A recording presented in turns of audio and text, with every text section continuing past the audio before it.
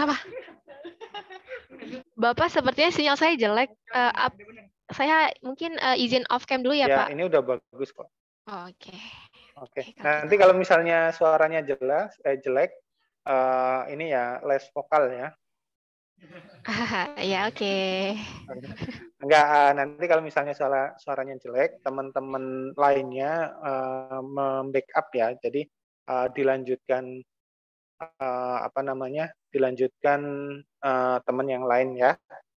Jadi saya enggak melihat teman-teman siapa yang presentasi, yang penting saya melihat secara kelompoknya. Oke, silakan.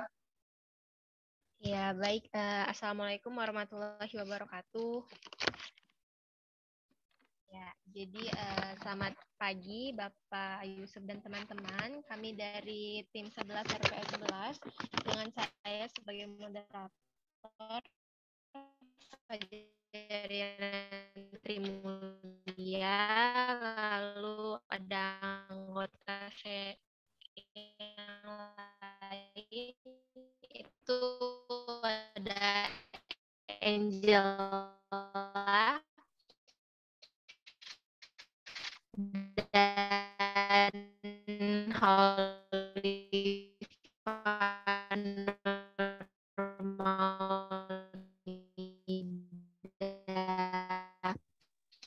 Kelompok yang lain, kelompok 11 bisa pada kesempatan bantu menggantikan nggak?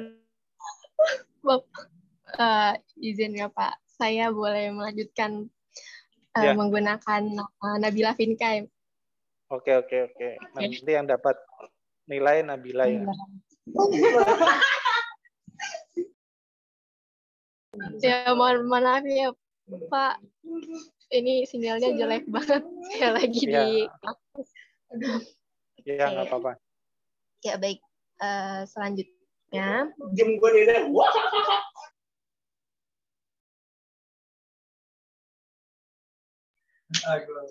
Oke, yang pertama ini kami akan menjelaskan mengenai pendokumentasian tujuan terapi, dan yang kedua itu adalah pendokumentasian rencana perawatan. Ya, yang pertama, ini merupakan salah satu contoh dari pendokumentasian tujuan terapi. Ini contoh pertama. Ada tujuan partisipasi, tujuan jangka panjang, tujuan jangka pendek, dan tujuan disabilitas. Ini salah satu contohnya. Kemudian ada contoh kedua, ini ada tujuan partisipasi, tujuan aktivitas, dan tujuan disabilitas. Penjelasan mengenai tujuan terapi ini akan kami jelaskan lebih lanjut di slide selanjutnya. Lagi dipakai ya? Ini nanti aja deh. Iya, yang pertama ini definisi dan fungsi. Jadi pendokumentasian tujuan ini tuh penting karena fisioterapi itu perlu memberitahukan kepada pasien, walinya ataupun keluarganya mengenai masalah spesifik pasien, lalu merumuskan prognosis dan memberikan dasar untuk mengembangkan rencana intervensi khusus untuk kebutuhan individu pasien sendiri. Nah, manfaat untuk pendokumentasian tujuan terapi ini ada 3. Yang pertama, membantu pembuatan prognosa, kemudian menekankan patient-centered dalam terapi, dan pemandu proses terapi sampai akhir. Penjelasan selanjutnya akan dijelaskan oleh Angela. Silakan. Bisa di next. Selanjutnya di sini ada karakteristik penulisan tujuan, yaitu antara lain tujuan adalah hasil bukan proses, kemudian tujuan harus konkret bukan abstrak, tujuan yang tertulis dengan baik adalah yang terukur dan teruji, kemudian tujuan bersifat prediktif, dan tujuan ditentukan melalui komunikasi dengan pasien, keluarga pasien, ataupun walinya. Selanjutnya di sini ada formula dalam penulisan tujuan, yaitu A, B, C, D, E, di mana siapa yang akan mencapai tujuannya, atau aktor atau subjek, kemudian tindakan yang dapat dilakukan individu atau perilaku, kemudian keadaan di mana perilaku itu dilakukan atau kondisinya, kemudian spesifikasi kuantitatif kinerja atau derajatnya. Dan selanjutnya di sini ada jangka waktu pencapaian tujuan atau waktu perkiraannya. Nah, di sini ada contohnya, itu Tuan Agus itu sebagai aktor akan dapat berjalan itu sebagai perilaku pada permukaan datar dengan bantuan orang, itu kondisi minimal 1 orang itu derajat atau degree. Kemudian untuk jarak 100 kaki dalam 2 menit itu derajat dalam 1 minggu atau waktu perkiraan. Di sini ada tujuan jangka panjang dan pendek. Perbedaannya didasari pada waktu rehabilitasi. Berguna pada rehabilitasi untuk waktu yang lama, konsep tujuan jangka pendek merupakan langkah-langkah menuju pencapaian tujuan jangka panjang. Contoh tujuan jangka panjang yaitu pasien akan berjalan secara mandiri untuk jarak hingga 1.000 kaki di luar ruangan tanpa alat bantu dalam 1 bulan. Nah, di sini ada contoh tujuan jangka pendeknya. Pasien akan berjalan 200 kaki di permukaan yang rata di dalam ruangan dengan tongkat kuat dan membutuhkan penjagaan kontak dalam 1 minggu. Selanjutnya di sini ada tingkatan dalam penulisan tujuan. Yang A, tujuan partisipasi, merupakan hasil yang diharapkan dalam hal peran bagaimana pasien ingin berpartisipasi pada suatu kegiatan. Contoh pertama, Pak Rashid atau aktor dapat kembali bekerja sebagai sopir bus dan dapat menyelesaikan semua tugas rutin dalam 1 bulan. Itu seperti yang dipakai sebelumnya, itu formula penulisannya, formula dalam penulisan tujuan. Kemudian contoh keduanya itu Nona Tina dapat menjaga kedua anaknya di rumah tanpa bantuan dalam waktu 2 bulan. Nah, dalam tujuan partisipasi, kondisi atau C menjelaskan sifat aktivitas. Tujuan partisipasi bisa saja tidak dapat dicapai saat rehabilitasi selesai. Selanjutnya di sini ada yang B, tujuan aktivitas atau fungsional, di mana mengekspresikan hasil yang diharapkan dalam hal keterampilan yang dibutuhkan untuk berpartisipasi.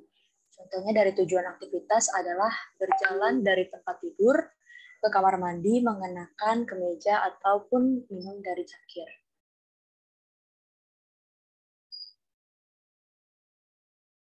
Selanjutnya sini yang C, tujuan disabilitas atau opsional. Nah, tujuan disabilitas ini tuh bersifat opsional dan digunakan jika pasien memiliki keterbatasan aktivitas yang serius. Dapat digunakan juga sebagai tujuan jangka pendek. Harus dapat dikaitkan dengan tujuan aktivitas. Contohnya passive range of movement atau PROM dari fleksi lutut kiri akan meningkat ke 110 derajat dalam 3 minggu. Nah, dalam hal ini alasan pentingnya peningkatan ROM lutut kiri harus diperhatikan. Misalnya aktivitas apa yang dibatasi oleh defisit ROM ini. Tujuan disabilitas tidak masalah jika tidak dituliskan dengan aktor atau A, karena diasumsikan tujuan disabilitas dibuat sehubungan dengan pasien. Selanjutnya sini ada tingkatan dalam penulisan tujuan, itu ada contoh lainnya, posisi berdiri dengan kaki kanan. Akan bertahan sampai 10 detik dalam 2 minggu.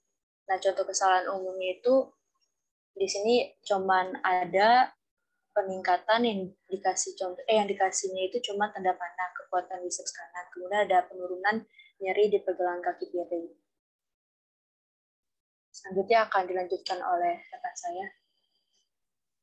Ya, selanjutnya yang kedua itu ada pendokumentasian rencana perawatan.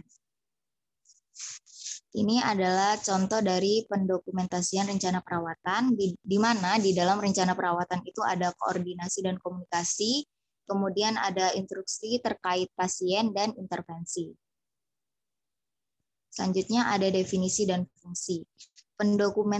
Pendokumentasian rencana perawatan itu merinci teknik dan prosedur terapi fisik yang akan digunakan untuk mencapai tujuan aktivitas yang telah dibuat.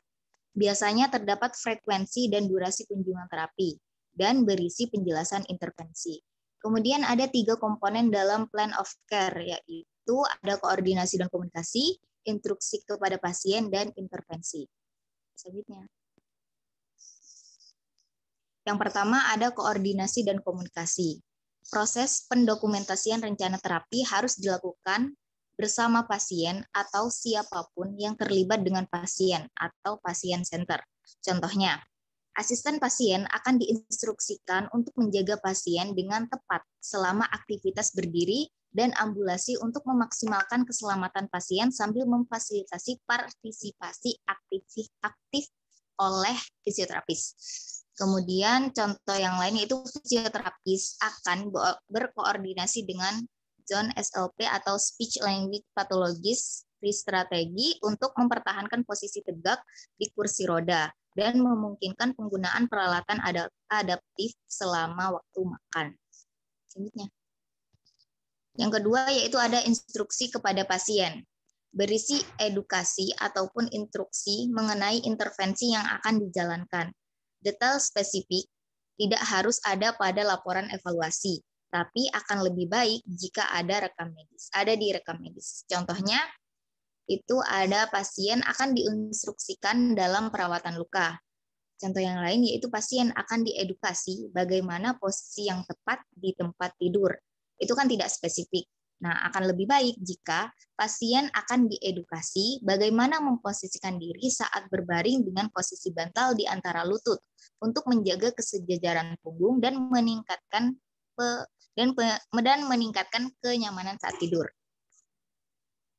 Yang ketiga yaitu ada intervensi. Harus ditulis dengan rinci dan tepat. Informasi ini lebih tepat disampaikan dalam setiap pendokumentasian catatan perawatan.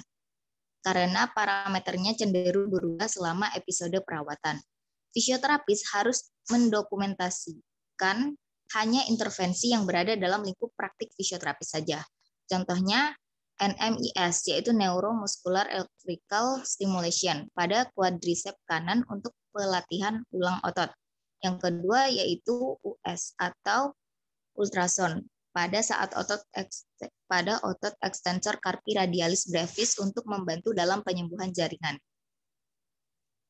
Yang selanjutnya ada informed consent. Itu bersifat fundamental dalam perawatan. Informed consent dapat didokumentasikan baik dengan yang pertama, meminta pasien atau anggota keluarga yang bertanggung jawab untuk menandatangani formulir standar, atau yang kedua dengan melaporkan bahwa persetujuan diperoleh pada akhir evaluasi awal tertulis. Jika tidak ada formulir standar, varian yang sesuai dengan pernyataan berikut harus disisipkan di akhir bagian rencana tindakan terapi atau plan of care seperti pada contoh.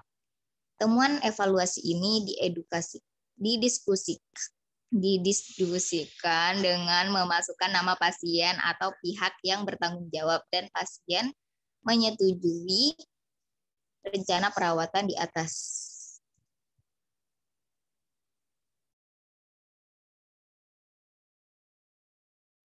Oke, sudah?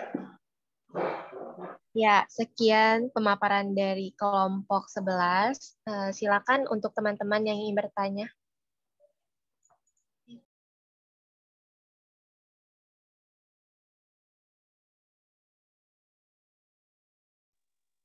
Oke, silakan teman-teman yang mau bertanya.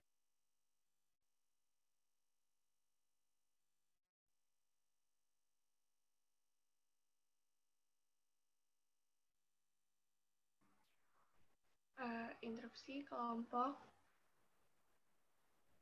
Ya, silakan Kia. Iya, izin bertanya. Tadi kan yang di karakteristik penulisan tujuan ya.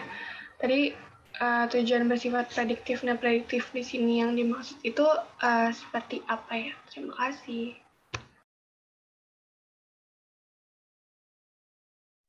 Oke, terima kasih Kia. Bagaimana teman-teman yang lain? Apakah ada yang ingin bertanya mengenai materi dari kelompok 11?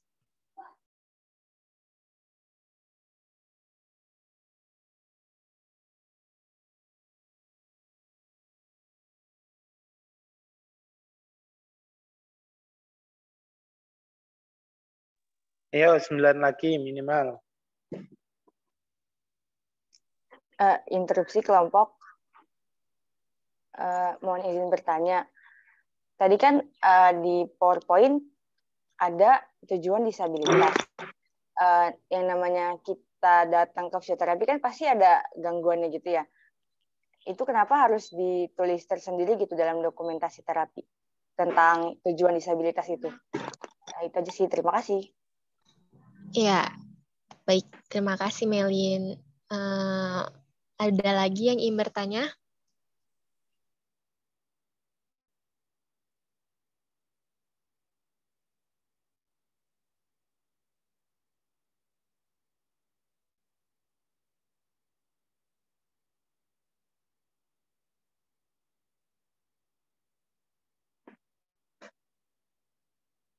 Iya, baik. Dari teman-teman yang lain, apakah ada yang ingin ditanyakan kembali? Izin tanya kelompok. Ya, silakan. Sebenarnya tadi masih belum ngerti di penjelasan yang contoh kesalahan umum. Kalau nggak salah itu kan ada tulisannya peningkatan kekuatan bicep kanan sama pengurangan nyeri di pergelangan kaki kiri. Nah itu maksudnya gimana ya? Kesalahannya itu di mana gitu? Nah, terima kasih. Oke, mungkin ditutup dulu ya sesi pertanyaannya.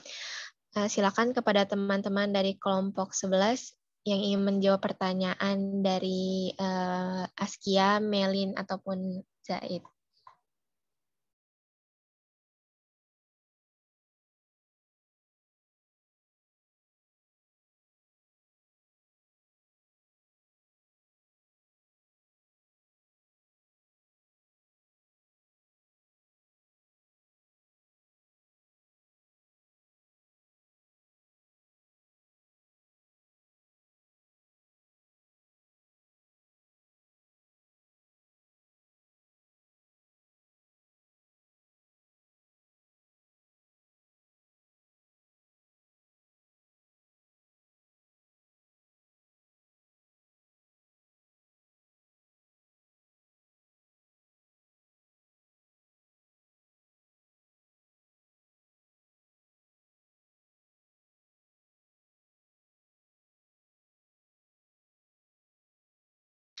Ya, baik.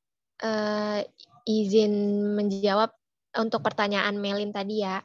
Jadi kan pertanyaan Melin tadi, mengapa perlu ada tujuan disabilitas? Nah, tujuan disabilitas ini sebagai dia tuh bisa jadi tujuan jangka pendek dan juga tujuan jangka panjang atau tujuan akhir. Ketika dia menjadi tujuan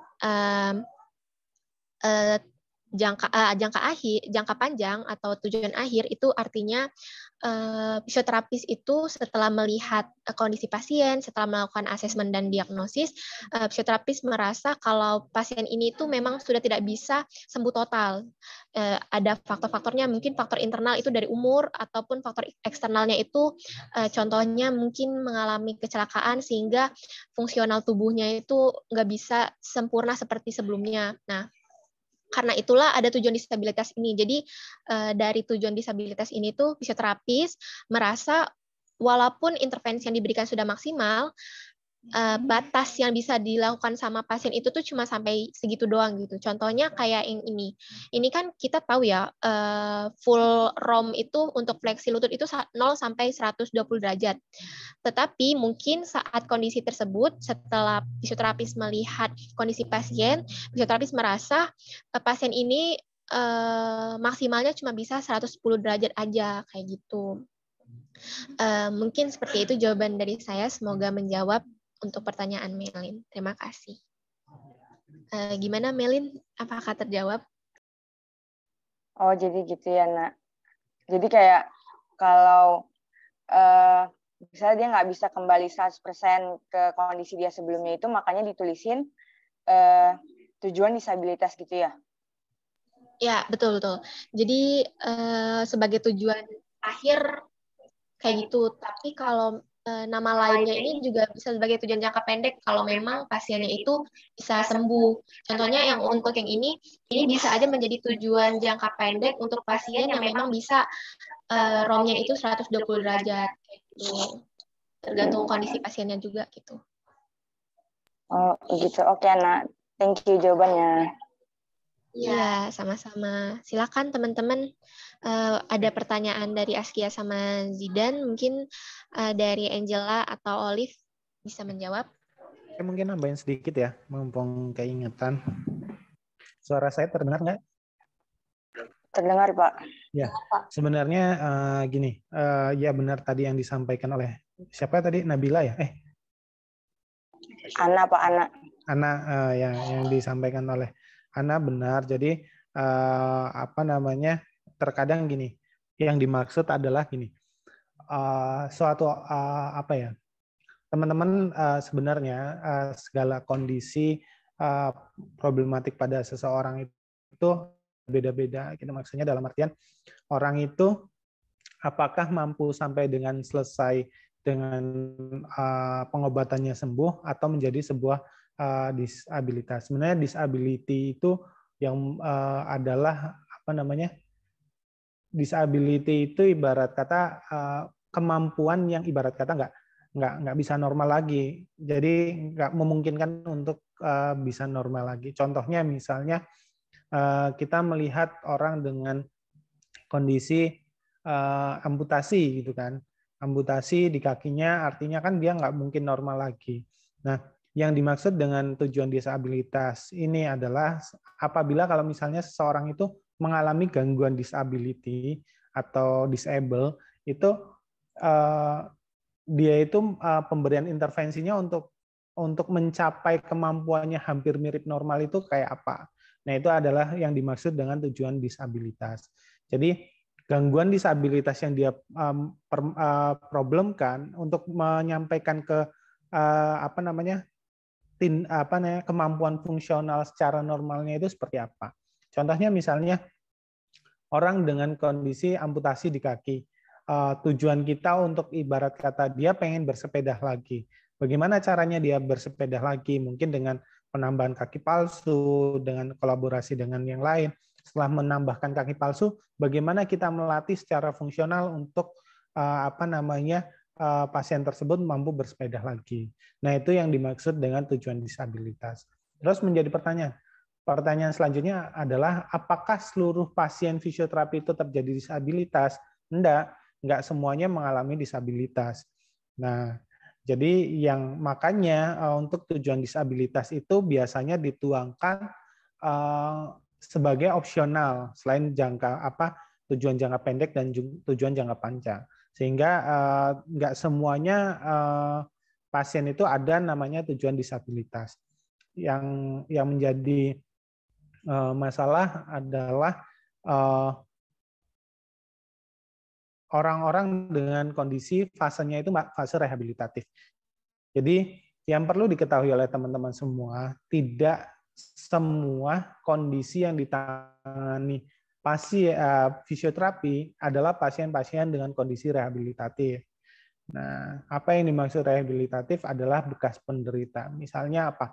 Pasca, jadi dia udah melewati fase pengobatan segala macam, dia pasca apa namanya pemberian obat, dia udah ternyata udah nih nggak ada yang gawat dan apa namanya dia udah masuk fasenya pemulihan atau rehabilitatif. Contohnya misalnya orang dengan kondisi stroke, misalnya dia fasenya udah 3 bulan, ternyata dia masih ada problem tuh. Nah, dan pasien-pasien stroke masuk ke dalam fase rehabilitatif saat misalnya gangguan tensinya udah mulai stabil, gula darahnya mulai stabil dan lain-lain. Itu ya, itu tambahan dari saya.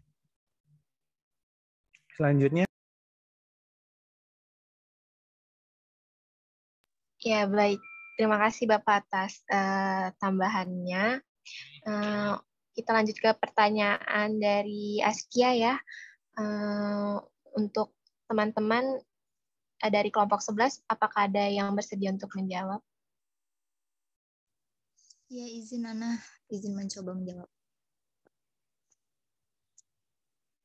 Ya, silakan.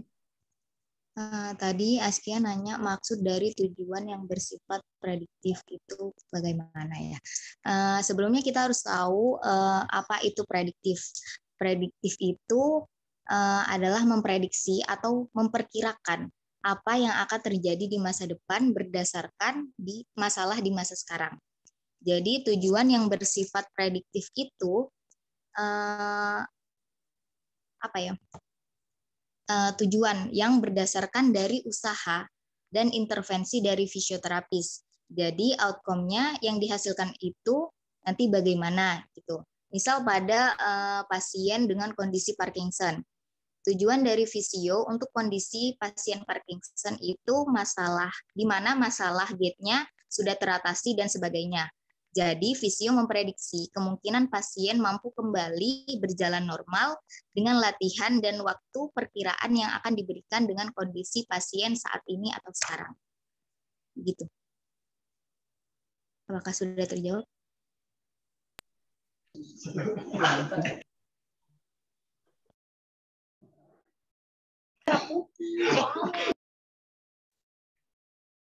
Ya, terima kasih Olive. Bagaimana Askia, apakah terjawab? Iya, terima kasih Olive, cukup terjawab. Ya.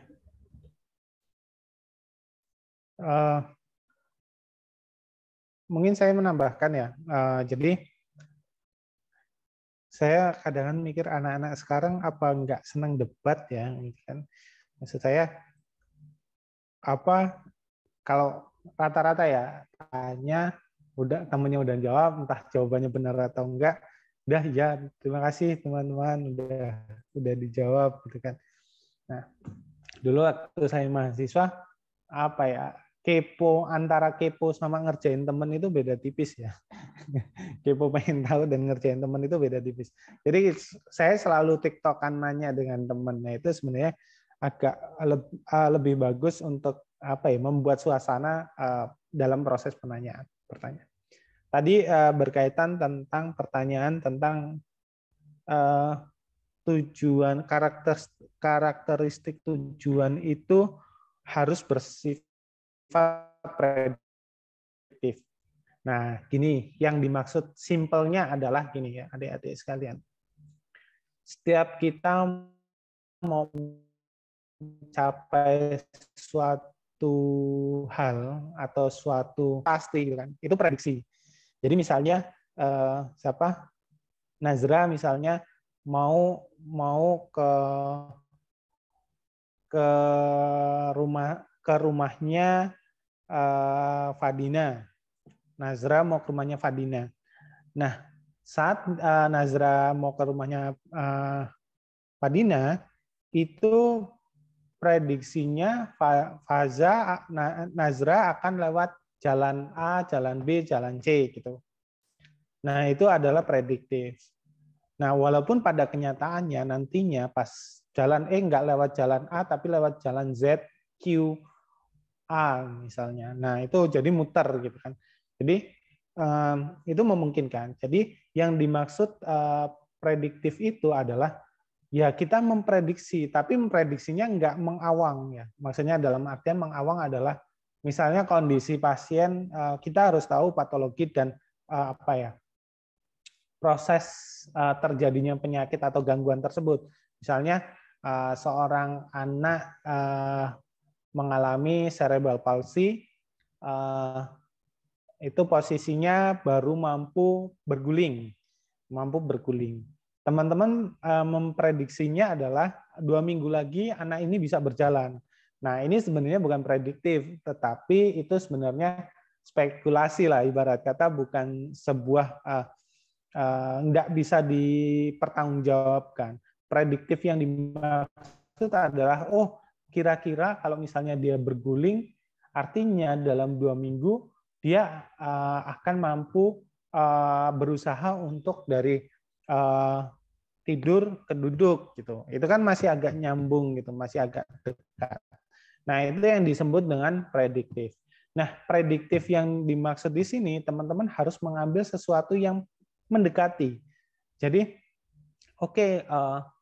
saya yakin anak dengan kondisi ini bisa usaha untuk duduk nih. Belum bisa duduk tapi usaha sampai duduk. Nah, itu adalah prediktif dari kita.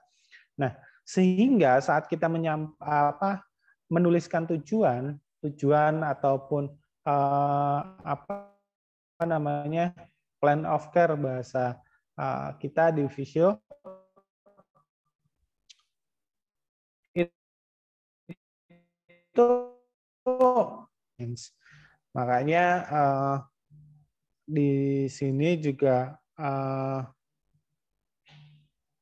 ada terukur dan teruji gitu. Oke, mungkin itu tambahannya. Silakan pertanyaan ketiga.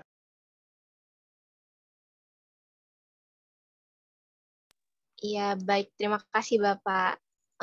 Pertanyaan terakhir dari Zaid. Silakan kepada teman-teman kelompok 11 untuk menjawab pertanyaannya. Iya, Nak. Mohon izin untuk menjawab pertanyaan Zaid. Tadi pertanyaan Zaid itu kan letak kesalahan di contoh kesalahan umum itu apa? Karena di sini kan cuma ada tanda panah ke atas yaitu peningkatan sama tanda panah ke bawah atau penurunan. Nah, dari contoh kesalahan itu seperti yang udah jelasin sebelumnya kan ada formula penulisan tujuan itu kan ABCDE. Nah, untuk rumus penulisan tujuan disabilitas meski nggak pakai A atau aktor, itu nggak apa-apa, yang penting BCDE-nya ada. Nah, sedangkan di kesalahan umum yang ada di PPTN itu nggak lengkap, cuma tertulis rumus C atau kondisi pasiennya aja, jadinya itu penulisan tujuan yang salah karena nggak lengkap rumusnya, itu pertama.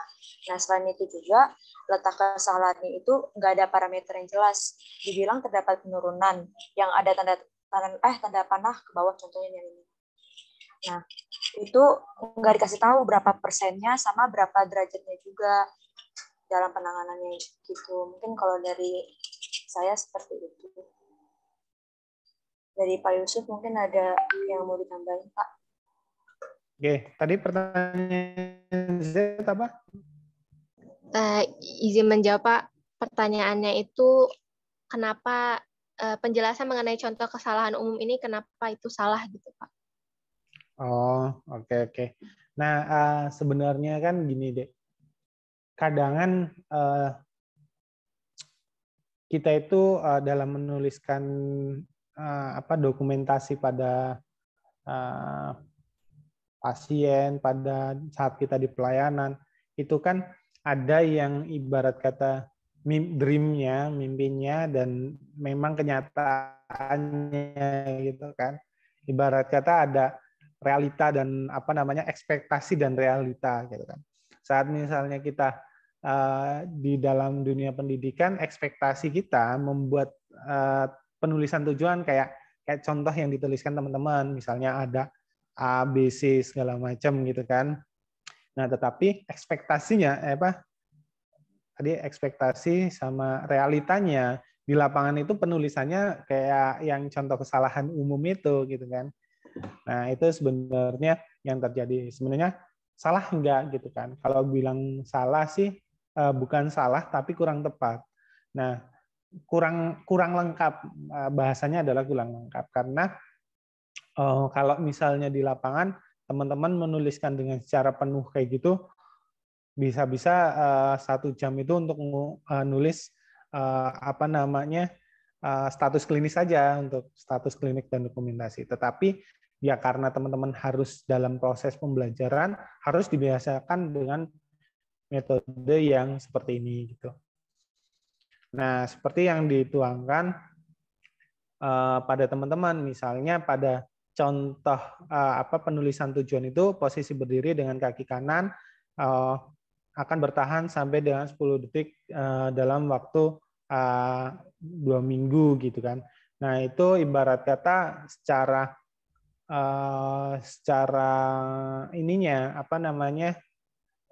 penulisan dengan cara terbaiknya gitu kan. Itu penulisannya seperti itu. Jadi dia ada tentang apa problemnya yang akan meningkat dan apa yang akan waktunya dan ada prediksi prosesnya gitu kan. Nah, itu yang ibarat kata yang secara secara standar seperti itu. Tetapi beberapa di lapangan masih ada yang menuliskan seperti ini, ibarat kata kekuatan bicep kanan meningkat gitu. Secara prinsip boleh nggak? Ya sebenarnya boleh saja, tetapi alangkah lebih baiknya dengan proses yang seperti yang di atas. Nah, yang menjadi permasalahan yang tidak boleh, dan ini agak spesifik ya, maksudnya agak rinci ya. Misalnya masih ada peningkatan kekuatan bicep kanan gitu kan. Ada yang meningkatkan kekuatan otot. Nah, itu yang lebih salah gitu kan. Nah, itu yang bisa salah karena nggak tahu otot apa yang meningkat. Tujuannya apa? Nanti dia nggak nge-link antara asesmen sampai dengan evaluasinya. Mungkin itu. Oke, dari teman-teman yang lain ada yang mau tanyakan lagi?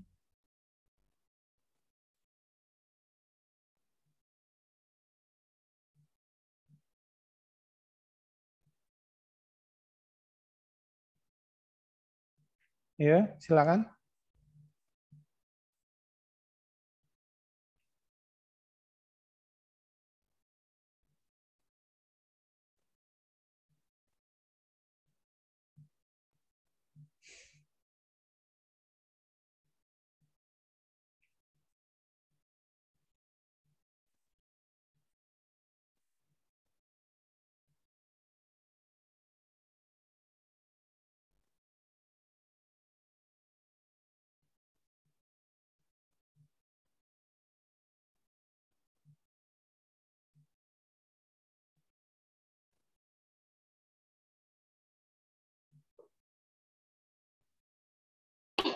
Interupsi Pak.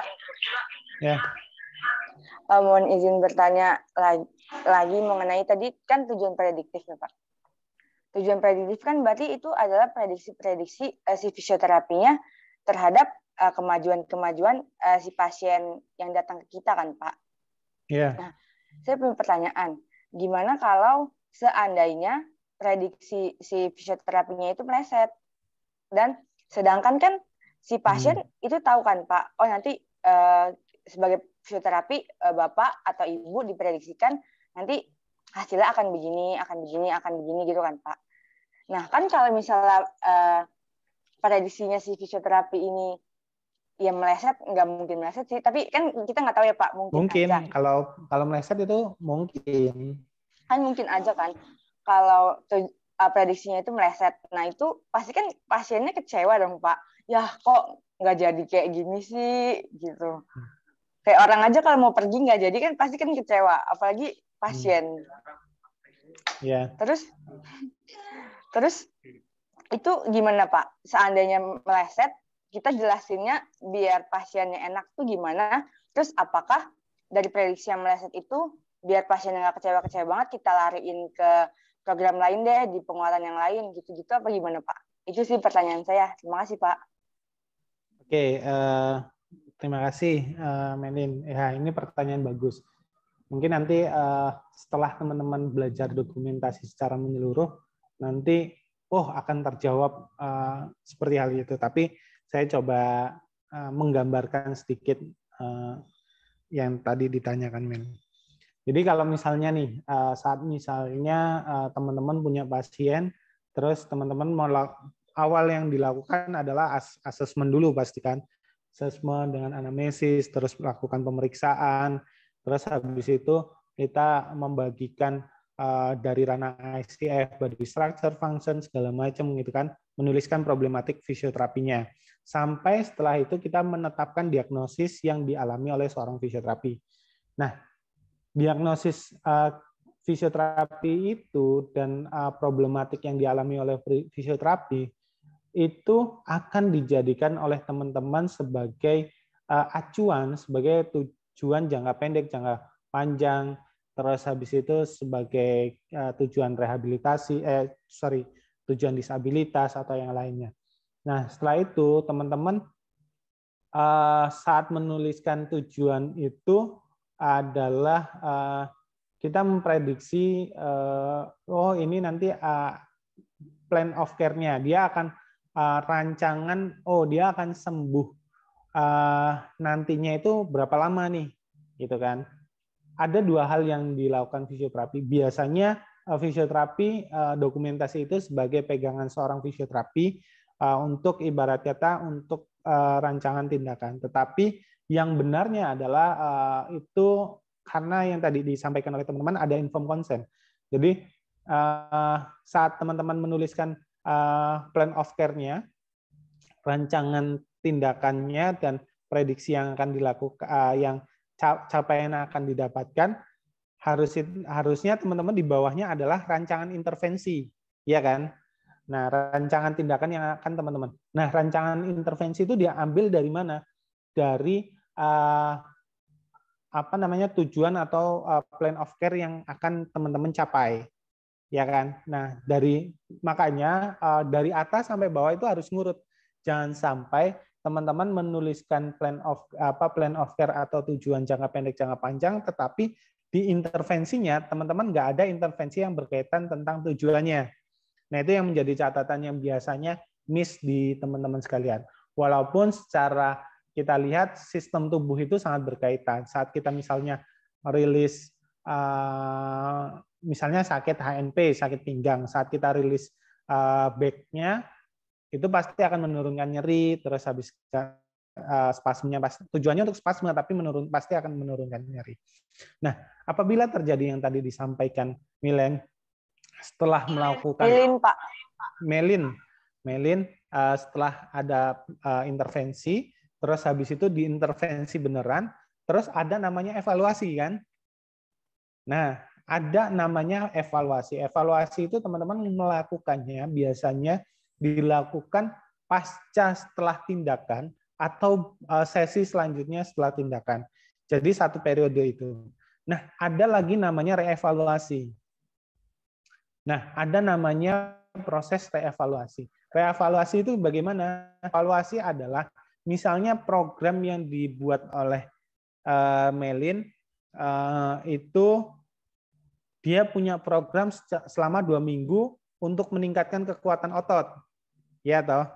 Oke, setelah dan meningkatkan kekuatan ototnya ibarat kata menjadi nambah 5 kilo misalnya. Kekuatannya nambah 5 kilo. Nah, jadi setelah 2 minggu itu Milen melakukan reevaluasi, ternyata nambahnya cuma 3 kilo gitu kan. Wah, nanti pasiennya jadi kecewa dong gitu kan. Nah, tergantung kita bagaimana menjelaskan. Kan faktor yang dialami pasien bukan hanya pure dari fisioterapisnya, tapi dari pasiennya. Nah, dari proses reevaluasi, kita merevaluasi apakah pasiennya melaksanakan home program yang dibuat oleh Milen atau enggak. Apakah pasiennya itu melakukan yang dilarang oleh Milen atau enggak. Nah, atau apakah fisioterapi programnya udah bagus nih. Nah, kita lihat dari reevaluasi tersebut. Nah, apabila masalahnya di fisioterapi, dari program yang dilakukan fisioterapisnya itu kurang pas, nah nanti di reevaluasi itu dia membuat program yang baru. Nah, itu namanya di fase reevaluasi ada sifatnya modification. Jadi di reevaluasi itu ada kesempatan seorang fisioterapi memberikan modifikasi.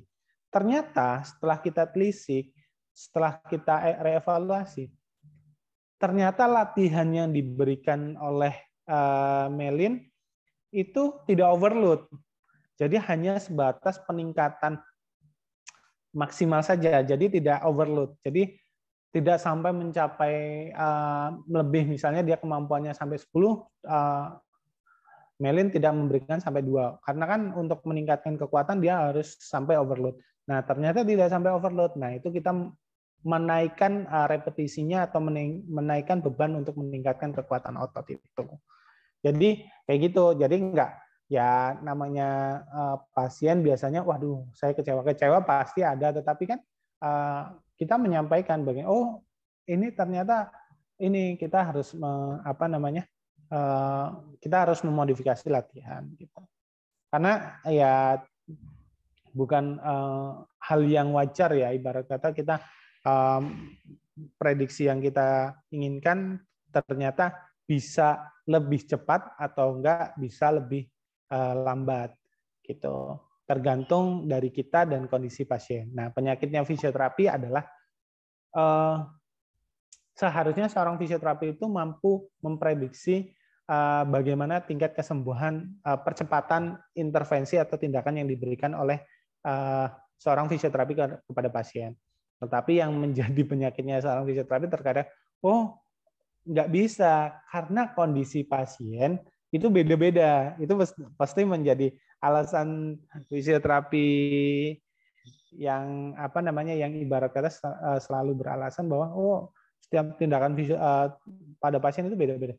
Iya, beda-beda, tetapi pada kondisi pasien tersebut, setelah kita melakukan pemeriksaan, kita mampu untuk mempercepat proses tindakan itu berapa lama. Gitu. Jadi makanya sifatnya kita membuat tujuan, itu yang saya bilang, jangan menggebu-gebu. Seperti yang saya ceritakan tadi pada anak CP, anak CP-nya baru mampu berguling nih. Nah, tiba-tiba kita pengen anak CP-nya untuk bisa berjalan di fase 2 minggu. Nah, itu. Jadi kita buat rancangan tindakan dan plan of care itu yang kalau misalnya gini, di dalam form fisioterapi itu sebenarnya ada namanya tujuan jangka panjang, tujuan jangka pendek, ada namanya goal treatment atau plan of care gitu kan. Saya senangnya menyampaikan plan of care. Jadi seberapa lama dia mampu untuk sembuh. Nah, itu yang sebenarnya yang agak krusial di situ. Gitu. Mungkin itu. Melin? Ya, Pak. Baik, Pak. Terima kasih atas penjelasannya. Oke. Ada yang lain? Oke, kalau nggak ada, saya minta dari slide awal, saya review dari sini saja.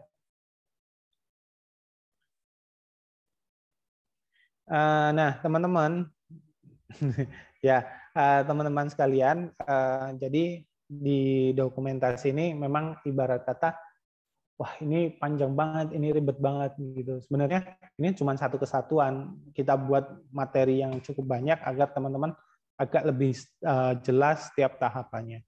Next. Nah, teman-teman mungkin ya ini saya saran mulai sekarang kita membiasakan bahasa terapi itu diganti intervensi. Jadi intervensi fisioterapi. Jadi ini pendokumentasian tujuan intervensi fisioterapi walaupun di RPS terapi ya. Memang belum dirubah mungkin sama Bu Nur. Next. Nah, ini adalah contoh dokumentasi yang teman-teman bisa acu. Nah, ini cukup bagus ya. Goal-nya seorang kita nih sebagai pendidik, teman-teman nanti saat di lapangan udah bisa nih dokumentasiin seperti ini. Tapi memang ini butuh jam terbang yang cukup tinggi menurut saya karena dan pembelajaran yang cukup tinggi karena teman-teman harus memastikan berapa lama ini akan meningkat, berapa lama ini akan sembuh, berapa lama ini akan hilang gitu kan. Oke, yang kedua selanjutnya. Nah, ini atau contoh yang kedua. Jadi biasanya ada yang menuliskan participation goals, activity goals dan impairment goals. Jadi banyak yang menuliskan seperti itu, ada yang menuliskan juga dengan jangka pendek, jangka panjang. Selanjutnya.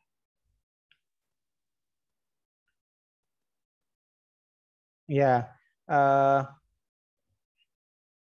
jadi dari dokumentasi tentang rencana tindakan adalah bagaimana untuk kita nantinya akan membuat prognosa. Sebenarnya yang tadi yang dituliskan itu lebih ke arahnya ke prognosa atau plan of care-nya. Nah, terus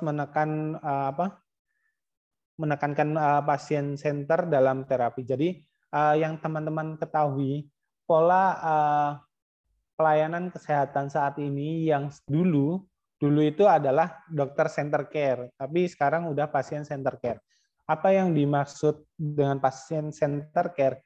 Bukan yang dimaksud pasien center care itu bukan apa yang dimau pasien itu harus disetujui oleh seorang fisioterapi atau tenaga kesehatan lain ya. Maksudnya pasien center care itu bukan misalnya kita memberikan MWD dengan dosis 35 watt gitu kan.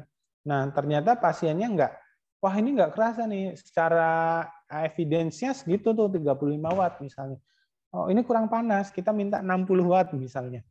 Nah, itu bukan yang dimaksud pasien center care, bukan seperti itu ya, bukan maunya pasien, tetapi sesuai dengan kebutuhan pasien. Contohnya misalnya pasien itu butuhnya tindakan operasi bedah tulang belakang, yaitu nanti ke dokter spesialis ortoped. Nah, nanti setelah spesialis ortoped, setelah operasi, pasien membutuhkan tindakan untuk pemulihan oleh fisioterapi. Nah, itu nanti diberikan ke kita. Nah, itu yang dimaksud pasien center care. Saat misalnya ternyata pasiennya itu sebenarnya nggak ada gangguan perkemihan atau misalnya gangguan perkemihan, misalnya rumah sakit merujuknya atau dokter ortoped merujuknya ke dokter spesialis urologi. Tujuannya untuk misalnya untuk meningkatkan klaimnya pasien atau yang lainnya gitu. Nah, itu yang nggak boleh sekarang. Nah, habis itu adalah pemandu proses tindakan sampai dengan akhir. Next. Nah, tadi udah kita bahas juga, jadi karakteristik penulisan tujuan itu adalah hasilnya, bukan prosesnya, tetapi terus harus konkret, terus tulis dengan baik, yang terukur dan teruji, dan bersifat prediktif. Jadi kita saat menuliskan tujuan itu tidak boleh ngawang-ngawang. Misalnya gini, penulisannya adalah pasien dimungkinkan berjalan pada 2 minggu, pada minggu kedua gitu. Jadi kata-kata dimungkinkan adalah membuat keraguan pada kita gitu kan. Nah, dimungkinkan atau akan terjadi gitu kan. Nah, itu apa yang sifatnya harus langsung konkret. Misalnya kekuatan otot dapat meningkat pada berapa minggu dan meningkatnya berapa. Next.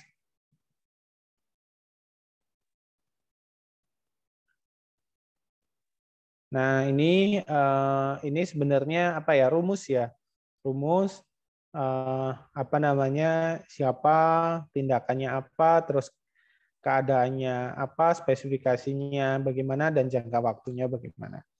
Nah, ini memang agak cukup panjang misalnya penulisan seperti ini gitu kan. Tapi biasanya juga yang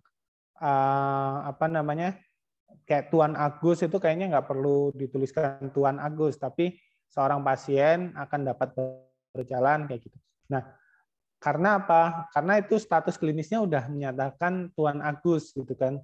Nah, itu contoh ibarat kata agak ini kan gitu kan. Nanti kalau kalian menambahkan nama-nama, siapa tahu pas nulis ke bawah namanya lupa gitu, kamu buka lagi itu kan agak ribet gitu. Oke, next. Nah, di tujuan itu biasanya yang paling sering kita dengar itu ada tujuan jangka pendek dan tujuan jangka panjang. Nah, sebenarnya kalau tujuan jangka pendek itu yang dilakukan memungkinkan waktunya itu satu periode. Gampangnya itu satu periode yang tadi saya sampaikan. Misalnya dalam waktu dekat atau misalnya periode tindakan itu 2 minggu. Nah, itu prediksinya adalah jangka pendek seperti itu.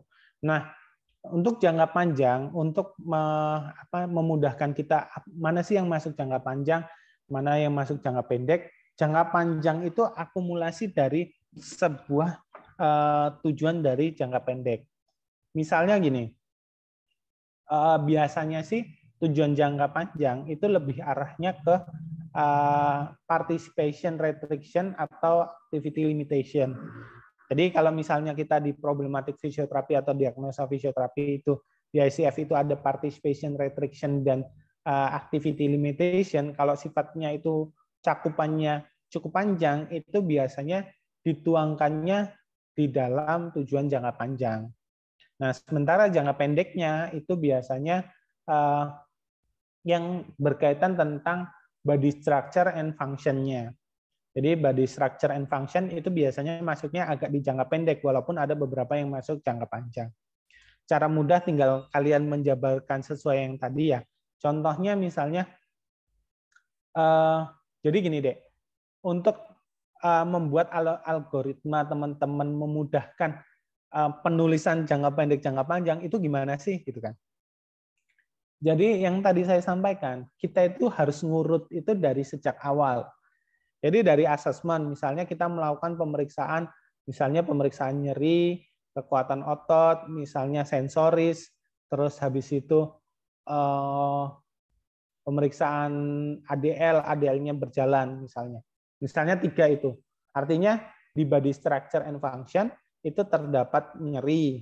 Nah, terus habis itu gangguan keseimbangan, kita ngukur gangguan keseimbangan, terdapat gangguan keseimbangan. Terus habis itu apalagi ya, misalnya langsung satunya lagi adalah misalnya tes ADL misalnya berjalan, nah belum mampu berjalan gitu kan. Nah dari situ itu kan masuk body structure and function. Artinya di body structure and function itu teman-teman tuliskan semua masuk ke tujuan jangka pendek dan jangka panjang. Kenapa harus dituliskan? Karena problematik yang teman-teman tuliskan di atas, teman-teman tuangkan di atas, itu harus diselesaikan masalahnya oleh fisioterapi. Ya, yang berkaitan tentang fisioterapi itu harus diselesaikan. Gitu. Dan kita menuliskan di atas yang tadi saya sampaikan, tidak kita tuliskan semua, tapi problematiknya yang berkaitan tentang fisioterapi. Seperti yang kita bahas kemarin tentang diagnosa dan ICF, body structure and function dan lainnya, itu yang berkaitan dengan yang teman-teman periksa dan berkaitan tentang problematik tentang fisioterapi. Contoh halnya gini, apakah misalnya ada seorang datang ke fisioterapi, dia nyeri lutut, sakit di lututnya. Saat kita periksa lututnya kan, pastinya nyerinya berapa, terus ROM-nya bagaimana, ada krepitasi atau enggak, terus habis itu ada keterbatasan atau enggak, terus kita misalnya traksi osilasi bermasalah atau enggak. Nah, setelah itu yang kita kaitkan pada body structure and function itu yang berkaitan tentang lutut itu saja. Jadi jangan sampai teman-teman menuliskan kalau ini problematiknya hanya sekitaran lutut ya, menuliskan misalnya pusing 7 keliling atau apa gitu. Walaupun saya kadang suka pusing 7 keliling atau tensi saya sering naik, tensi saya sering turun kayak. Nah, itu sebenarnya masuknya di anamnesis saja. Kalau tensi kan ibarat kata ranahnya di medis ya. Itu ranahnya medis. Nanti yang menyelesaikan di medis. Nanti tinggal teman-teman menyampaikan, Ibu harus konsul ke dokter spesialis penyakit dalam untuk mengontrol tensinya. Karena nanti berkaitan tentang tindakan yang akan kita berikan. Jadi kita nggak usah ngurusin tensinya. Terkecuali kalau kita mendapatkan rujukan dari dokter spesialis. Ataupun kita goal treatment kita adalah mengatur ritme untuk tensinya, ya kita tindakan yang mengatur ritme tensinya misalnya. Nah, jadi tidak meluas sehingga nanti teman-teman spesifik akan problemnya spesifik dan tujuan jangka pendek dan jangka panjangnya itu akan spesifik. Contoh halnya misalnya itu orang tua. Nah, goal-nya yang kita harus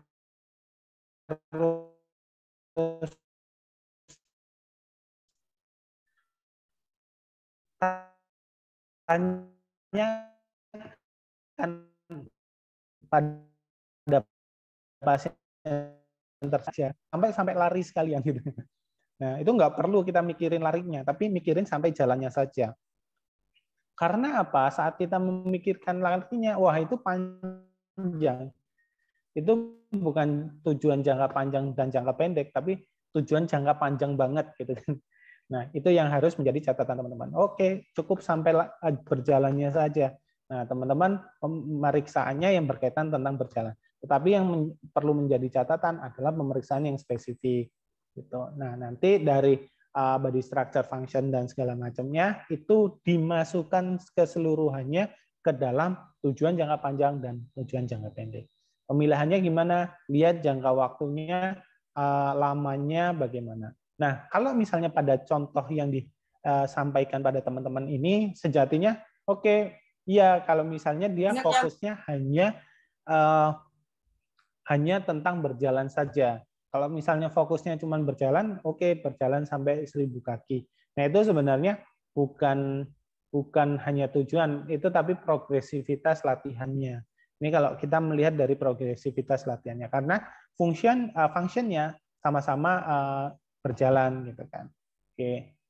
Jadi jangan sampai nanti teman-teman akan ribet tuh kalau misalnya progresivitas itu dituangkan juga. Misalnya contohnya kalau problemnya nggak banyak ya di lututnya, tapi kalau problemnya cuma masalah dia pasien cuma nggak bisa jalan aja, kita fokus di jalannya aja, oke, ini bisa dimasukkan. Tetapi kalau misalnya dia nyeri lutut karena OA, kita kan harus memikir kekuatan ototnya, segala macam, dan lain-lainnya gitu. Nah, jalannya adalah mampu bisa berjalan berapa, nanti masuknya di jangka panjang saja, dia mampu berjalan berapa meter gitu. Misalnya berapa menit gitu. Nah, itu biasanya dituangkan. Oke, next. Next. Oke. Nah, tingkatan dalam penulisan tujuan yaitu tujuan partisipasi. Nah, tadi yang saya sampaikan berkaitan tentang participation restriction. Nah, biasanya participation restriction dan activity limitation itu biasanya agak masuk ke tujuan jangka panjang. Next. Ini kalau kita melihatnya dari gangguan fungsinya. Next. Selanjutnya.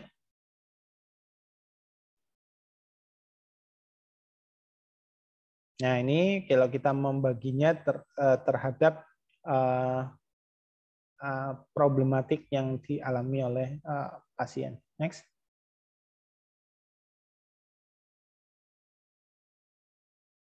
Nah, ada namanya tujuan disabilitas misalnya. Nah, tujuan disabilitas tadi sudah saya jelaskan bahwa yang berkaitan tentang misalnya pasien tersebut sudah mengalami disabilitas.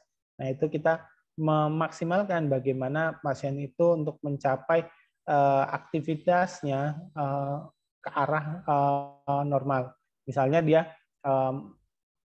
mau sepeda atau naik mobil kayak gitu. Nah, nanti kita melakukan minta bersama OT atau bersama OTW ortotik protestik untuk membuat modifikasi terhadap mobilnya. Next.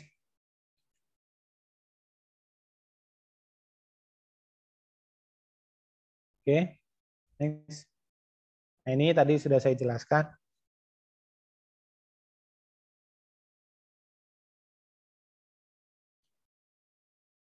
Next. Oke. Nah, ini adalah pendokumentasian plan of care. Jadi rancangan tindakan ya, rancangan tindakan. Next.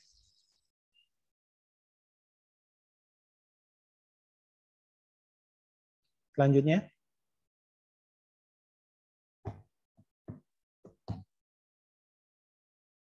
Nah, ini kebiasaan dari teman-teman translate tapi nggak diinikan, misalnya merinci teknik atau prosedur terapi fisik.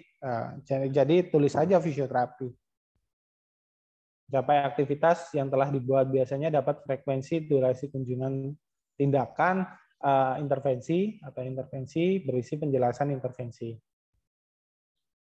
Nah,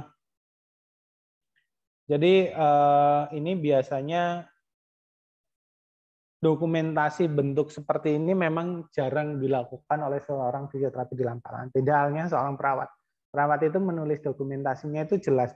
Ibarat kata pasien diberikan infus kayak apa infusnya, terus nusuknya kayak apa, terus jam berapa, dan dilakukan di situ ada siapa, itu biasanya dituliskan oleh seorang perawat karena memang skupnya dia adalah menuliskan secara perawat.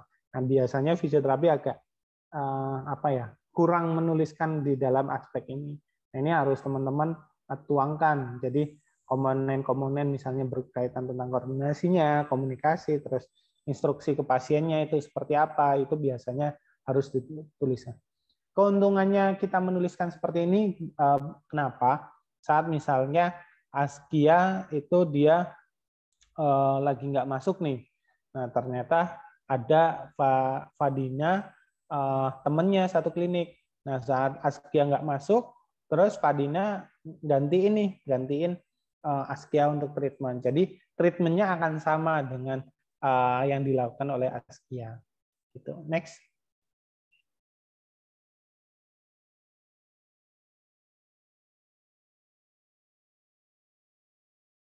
Nah, misalnya asisten pasien yang akan diinstruksikan untuk menjaga pasien dengan tepat selama aktivitas berdiri ambulansi untuk memaksimalkan keselamatan pasien sambil memfasilitasi partisipasi aktif oleh fisioterapis. Nah, ini contoh yang tadi saya sampaikan. Nah, itu biasanya dituangkan. Selanjutnya. Nah, instruksi pada pasien akan diinstruksikan dalam perawatan luka. Pasien akan diedukasi bagaimana posisi yang tepat pada tidur. Nah, ini bagaimana mengandaikannya adalah seorang fisioterapi itu menuliskannya itu seperti apa gitu. Jadi apa yang dilakukan seorang pasien pada proses yang akan dilakukannya, misalnya latihan untuk meningkatkan stabilitas lutut. Nah, dia pasien akan menekan lututnya ke arah bantal, ke arah bawah. Nah, itu adalah instruksi kepada pasien. Selanjutnya. Nah, intervensi. Nah, intervensi harus ditulis dengan rinci dan tepat. Misalnya, nah ini harus dengan dosis latihan, dosisnya. Nah, ini yang nggak ada di sini adalah dosisnya. Misalnya NEMES itu dilakukan pada quadriceps kanan untuk pelatihan ulang otot. Nah, sebenarnya apa ya? Kan pelatihan ulang otot itu motor learning sebenarnya. Ke arah motor learning. Jangan next dulu. Nah, jadi pada intervensi dituangkannya adalah tindakannya apa, terus dosisnya berapa gitu. Nah, itu harus teman-teman tuangkan. Nah, terus habis itu ada informed consent. Nah, dapat didokumentasikan dengan baik. Misalnya saat kita udah menuliskan semua, di informed consent itu nanti ditandatanganin tuh di lembar sebelah kanannya apakah pasien bersedia untuk dilakukan.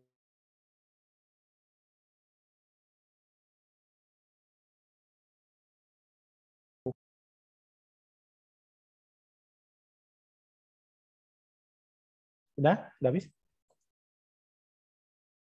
Oke, dari sini teman-teman ada yang mau ditanyakan?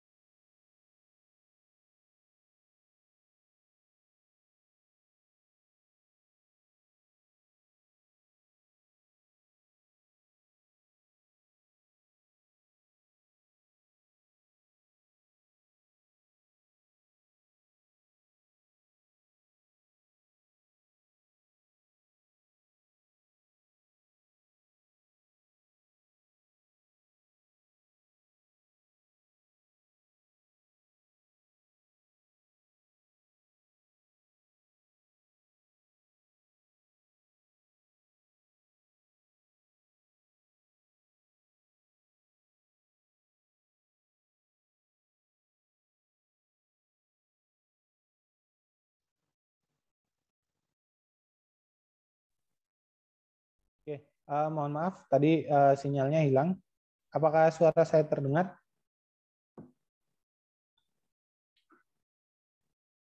Halo?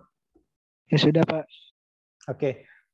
Ya, jadi itu silakan ada yang mau ditanyakan?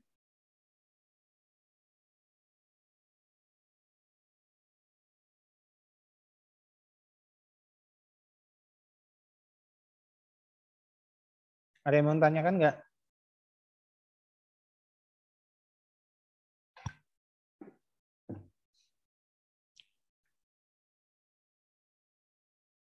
Oke, jika tidak ada yang tanyakan, boleh stop share.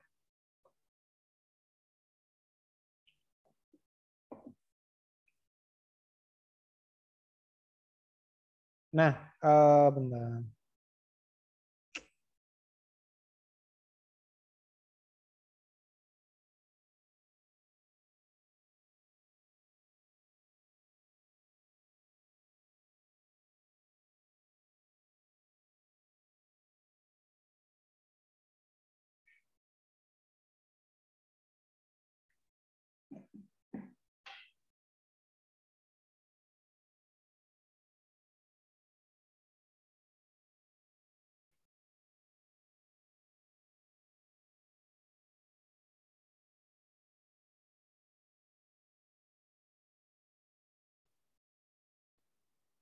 Nah, mungkin saya mengirimkan, saya akan menampilkan contoh formulir asesmen, walaupun ini sangat sederhana. Sangat sederhana, ini formulir asesmen dari apa namanya di standarnya di Peraturan Menteri Kesehatan Nomor 65 tentang standar pelayanan fisioterapi. Nah, ini contohnya.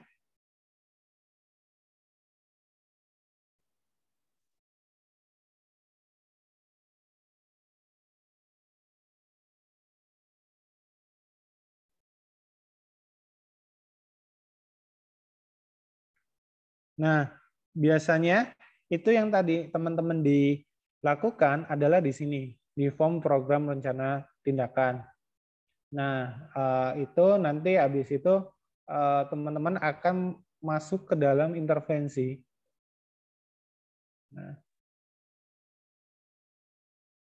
biasanya ada tambahan ini tanggal berapa intervensinya, terus tempatnya dari mana, intervensinya apa, dosisnya apa di sini. Nah, ini program itu biasanya dilakukan di sini. Nah, ini contoh formulir rujukan.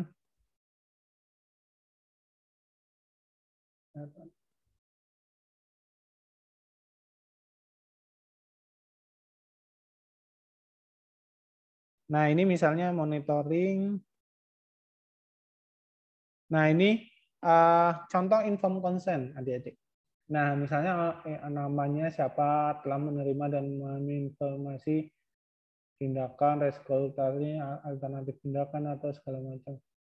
Nah, ini biasanya inform consent yang secara umum yang dibuatkan untuk fisioterapi. Tapi biasanya kalau di lapangan itu di sebelah tindakan itu diberikan inform consent apa persetujuan pasien. Nah, sebenarnya inform consent itu bisa ada tiga macam, lisan, tertulis, sama apa lisan dan tertulis. Sorry, ada dua macam, ada lisan dan tertulis. Jadi kita bilang pasien bilang iya itu salah satu inform consent, tetapi tidak lebih kuat daripada yang tertulis. Misalnya kita memberikan tindakan A, B, C, D, pasiennya ngomong setuju tapi ternyata nggak setuju, digugat atau apa, nah itu kita bermasalah. Itu contoh misalnya ini. Nah, ini saya contoh dari PPK New Fisioterapi.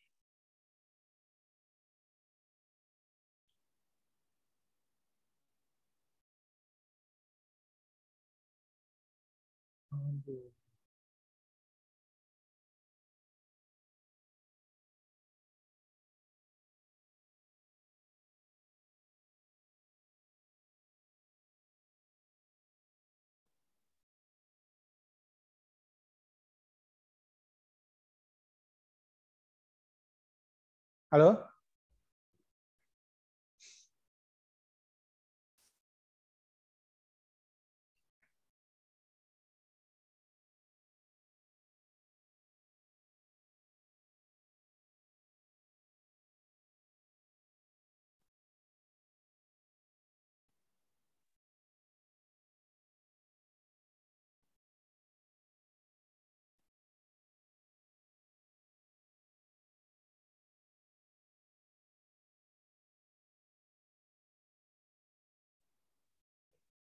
Oke, suara saya terdengar? Terdengar. Ini kayaknya error laptop saya. Jadi apa namanya? Kalau di PPK kita itu tertuangnya adalah berapa lama misalnya dalam waktu 2 minggu dia mampu berapa persen dalam tujuan. Itu biasanya dituangkannya seperti itu. Nah ini misalnya prognosa fungsional lebih dari 50% anak tipe diplegi belajar berjalan sekitar usia 3 tahun, tetapi cara berjalannya sering tidak normal dan sebagian anak memerlukan alat bantu. Nah ini biasanya dituangkan seperti ini.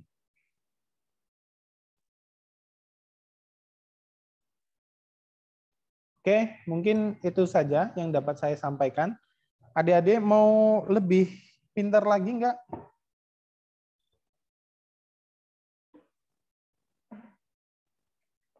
Mau lebih pintar lagi nggak? Mau, Pak. Ya udah, nanti tak kasih tugas ya. Oke, nanti yang tanggung jawab sama Nabila ya tadi ya. Oke, jadi nanti teman-teman buat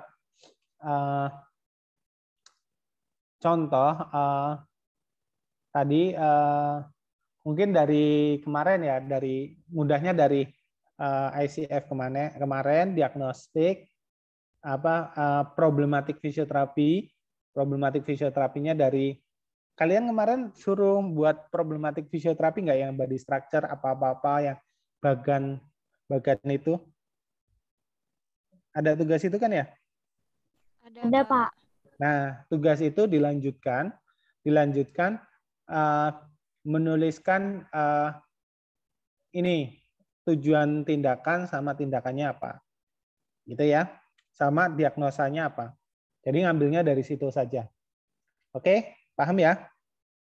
Jadi dilanjutkan nanti maunya dikumpulkan atau nggak dikumpulkan? Nggak usah, Pak. Pak. Pak capek loh, Pak. Nggak usah, Pak. Ya, nanti kalau nggak dikumpulkan kalian nggak tahu, nggak berusaha untuk mengerjakan. Jadi nanti dikumpulkan, saya beri waktu besok